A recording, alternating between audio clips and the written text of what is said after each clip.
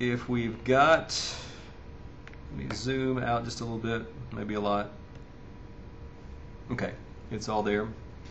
If we've got these angle sum formulas, we can probably use them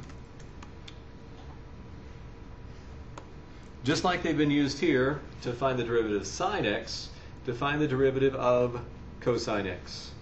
So what I'm going to do is something that looks very much like this, except I'm going to see if I can find the derivative of cosine x, whereas the derivative of sine x has been done for us. Oh, let's look at the punchline.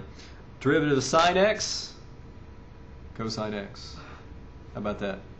Wonder what the derivative of cosine x will be. Let's see. d dx of cosine x equals the limit.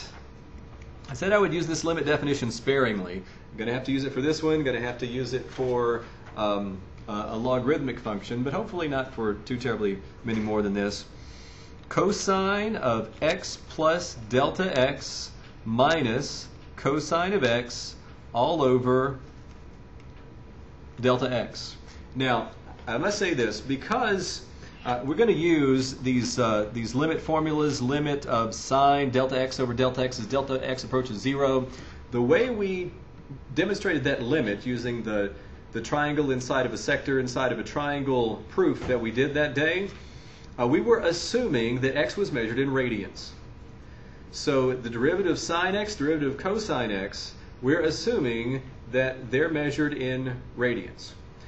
So if the angle is measured in degrees, we're going to be off by a factor of pi over 180, 180 over pi, something like that. So in order for these derivatives to work out just right, the independent variable must be measured in radians, not degrees or some other manufactured contrived unit. So this is going to be the limit as delta x approaches 0 of, all right, going to use this angle sum formula for cosine. Cosine of a plus b, cosine of x plus delta x, and I'm going to write this cosine x cosine delta x minus sine x sine delta x, and then we've got the minus cosine x there on the end, so minus cosine x.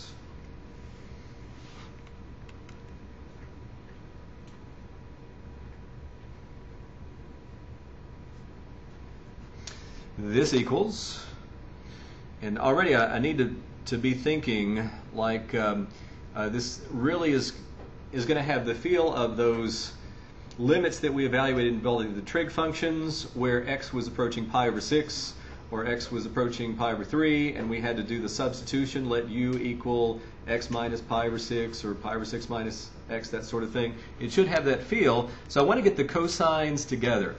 So this is going to be the limit as delta x approaches 0 of cosine x times cosine delta x minus 1 minus sine x sine delta x all over delta x. And you see what's going on there. Basically, I take this expression and this expression and factor out a cosine x. When we factor out a cosine x, we get cosine x, cosine delta x minus 1 on the inside.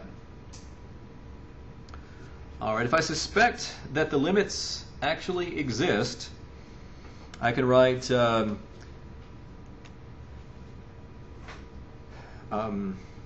well, whether the limits exist or not, I can write this fraction as the difference of two expressions. So it's the limit of cosine x times cosine delta x minus 1 over delta x minus sine x sine delta x over delta x. Regardless of whether the limit exists or not, that's it's a valid way to rewrite that fraction, breaking apart and keeping the denominator delta x. Now I want to say what I was going to say. If I believe the limits exist, then the limit of the difference is equal to the difference of the limits. So I can say this equals the limit as delta x approaches 0 of cosine x times cosine delta x minus 1 over delta x minus the limit as delta x approaches 0 of sine x sine delta x over delta x. It's yet to be seen if those limits exist, but I believe they do.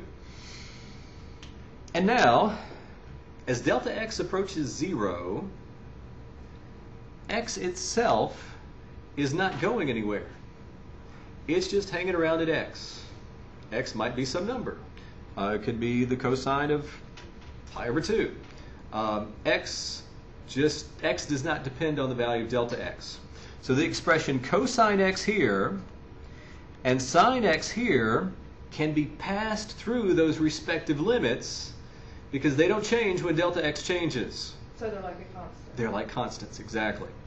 So it's going to be cosine x times the limit as delta x approaches 0 of cosine delta x minus 1 over delta x minus sine x times the limit as delta x approaches 0 of sine delta x over delta x. And then we evaluate limits. We go back to those two key limits from that section where we did the triangle inside of the sector inside of the triangle proof. And we said as delta x approaches 0, or x approaches 0 at that time, but in this case delta x is approaching 0, the value of this limit right here is what? 0. So it's cosine x times 0 minus sine x times what? 1. So cosine x times 0 is 0, so what we get is, might be a tad disappointing if we were hoping for sine x, it's negative sine x. So the derivative of sine x is cosine x, but going back we have to have a negative factor. Derivative of cosine x is negative sine x. Nonetheless, they have a nice relationship with each other in that regard.